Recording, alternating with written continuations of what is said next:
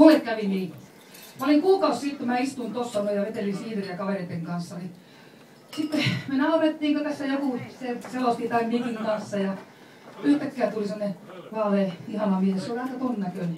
Joka tossa meni joku kiikka, mikä se oli. Se tuli mun lähelle. Tuli ihan tällä iholle, tiedätkö. Tällainen käveli mua kohti ja sanoi, että tuut sä vetää stand-upia. No mähän käsitin heti väärin, että vetää stand-upia. Mä luulin heti, että mä saan jotain sakkolia, 148 vuotta 120. Jee! No kato, mä en malttanut sitä olottaa, kun sä sanoit, että kuukauden kuluttua tuut tänne. Kumma kaveri tulee siinä aksella tuoksu ja rintakarottaa siinä. Tulee siihen mun lähelle ja nähdään kuukauden kuluttua. Mä oon niin siis kiimainen nainen, niin keskellä yötä sitten yhden karaoke-reissun jälkeen, niin meikäläinen soittaa. Eikä hei, saaks mä nyt tulla vetää sitä stand-upia? Mitä Iikka sitten sanoo? Kuule Kiko, sä oot nyt vähän käsittänyt väärin. Se stand-up on sitä, että sä tulet tähän juttelemaan ja kerrot kaikki, mikä sua vituttaa ja niin poispäin. Meneekö sulla huoneesta? Kun purkaa itsestä. No, löysi tapaa miten purata, mutta sormileikki ei nyt ala kyllä ollenkaan Iikka, tiedätkö. Mutta joka tapauksessa, sitten mä tulin menin kotiin sen jälkeen, sen masennuksen jälkeen, että se olikin se stand-up, se tarkoittaa sitä, että tässä höpötät koko ajan, et eikä ollenkaan henkitä, ollenkaan, se on hirveän ahistavaa olla. Mä niin kotiin sitten harjoittelin siinä. Siinä kun mä olin sitä peilin ääressä, niin meikällä sitten kattelin. Arvakkaa, kenet mä näin siinä peilissä. Ketä mä muistutin? Sanokaa hyvät ihmiset, kenen näköinen on? Antakaa tulla niinku ehdotuksia. Ihan kylmän rauhalliset vaan. Heittäkää joku ehdotus. Kenen näköinen mä oon? Johanna Tokiainen. Johanna Tokiainen. Tuksu. Mä olisin julkis, jumalauta. Mä voisin olla vaikka luotin vierestä ja silti kaikki kattoo YouTubesta. Tuksulla aplodit. Suomen seksikkäin nainen. Niin varmaan. Ei, ihan oikeesti. Mä näin siellä Demi Moore. Joo. Mä kattelin, että jumalauta, mä oon ihan kuin Demi Moore. Ai en vai? Tuossa yksi mikä. No onpas. Miettikääpä nyt vähän tarkemmin. Niin, mä oon 3. kerran naimisissa. Niin on Demi Moorekin. Demi Moore on nuori jätkä. Siis kaverina. Se on 16 vuotta nuorempi. Mulla on 17. Demi hävis. Ja sitten Demi Moore on mua kyllä vuoden vanhempi. Mutta kyllähän se huomaa, se on niin rupsahtanut. Se on ihan hirveetä meikäläiseen verrattuna. Isäntä kyllä sanoi, että sä et ole mitään muuta Demi Moore, kun sulla on yhtä iso maha, kun se oli 9 kuukauden.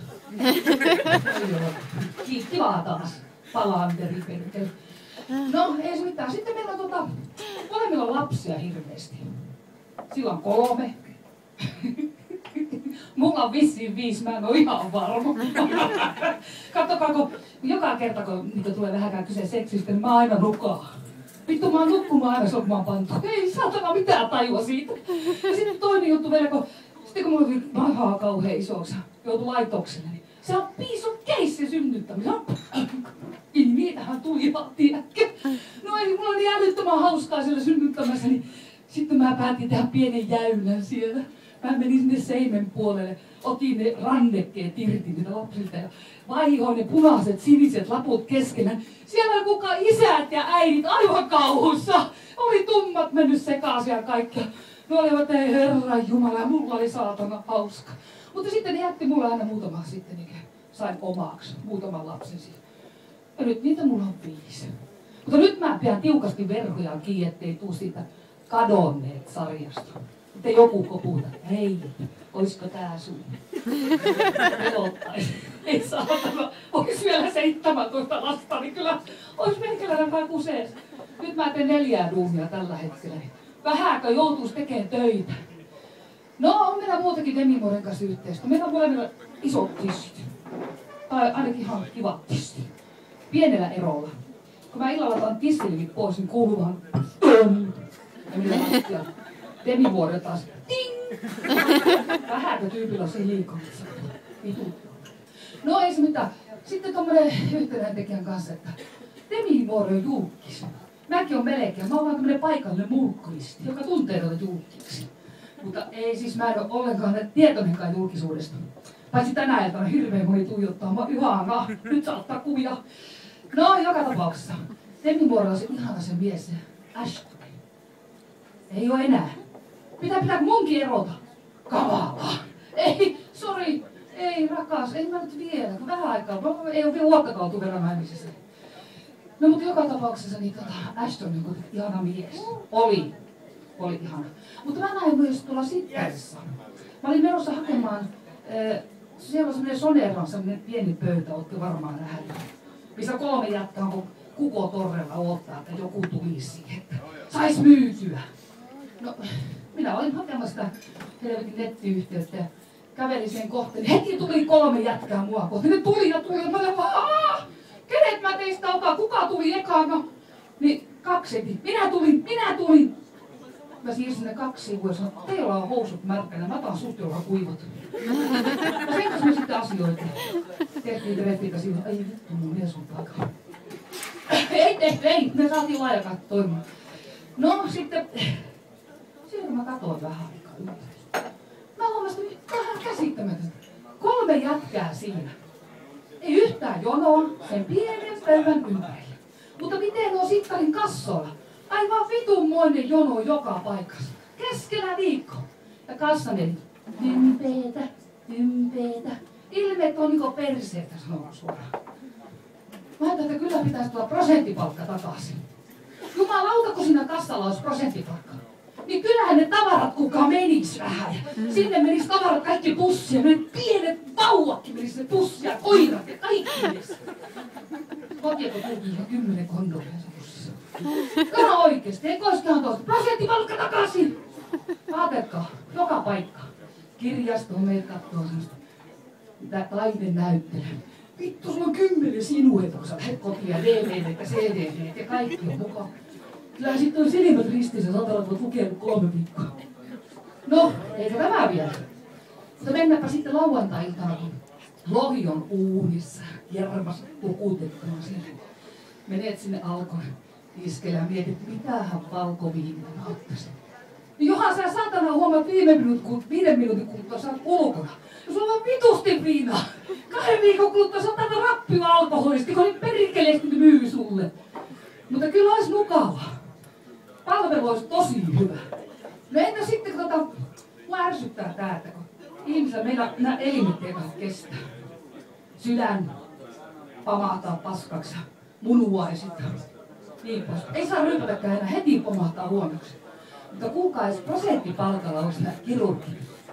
Vähänkö rupeis löytyy elimiä, Pikkusen kun rupeis löytyy kuule, niin olisi munuaisia, olisi sydämiä, vaikka mitään ja aivojakin löytää. Leikkaukset pitäis vittu tähän tahtiin. Ihan toisenlaista olisi. Kyllä mä haluan prosenttipalkkaa heti takaisin. Ja kuvitelkaa sitten kirkossa, kun mennään naimisiin. Onko kukaan menossa naimisiin tänä kesänä? Käsi ylös. Niin, justiin.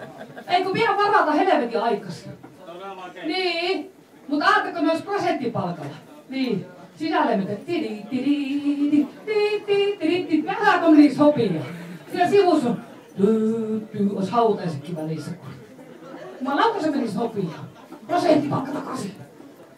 No tuosta aivokirurgista tuli mieleen tosi tarina. Mä menin 1 kerta. Yleensä mä oon aina valomerkkiä asti. Yhden ainoan kerran mä oon mennyt ennen valomerkkiä lähtenyt pizzeria. 1:30. Älkää tehkö sitä virhettä, naiset. Mä menin sinne sitten ja justiin pääsin istumaan ja tunkisin melkein jo sammuni Samiri ylös siitä. No, mä olin siinä justiin että nyt mä tilain. Mulla oli se pieni keltainen lappu 1795, oli se numero siinä. Sitten tulee semmoinen 200 kilon jätkä. Istuu siihen. Mua vastapäätä näin. Se on pitkä tukka. Vaalea pitkä tukka. Se on sen pizzassa se saatana tukka. Räkää valuu ja silmät valuu.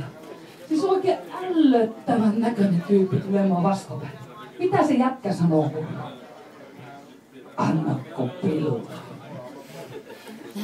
Siis, oikeesti.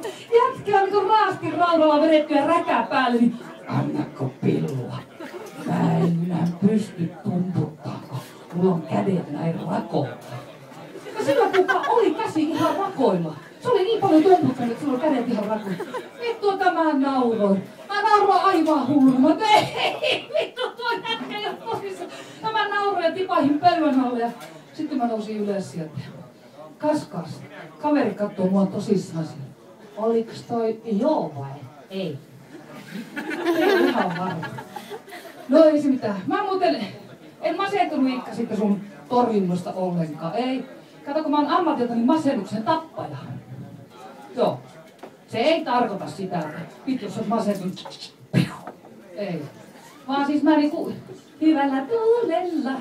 Joten jos te teitä vituttaa, niin tulkaa mun tykö, niin mä vitutan te vittuille niin paljon, että te taas olette lähin. Kiitos.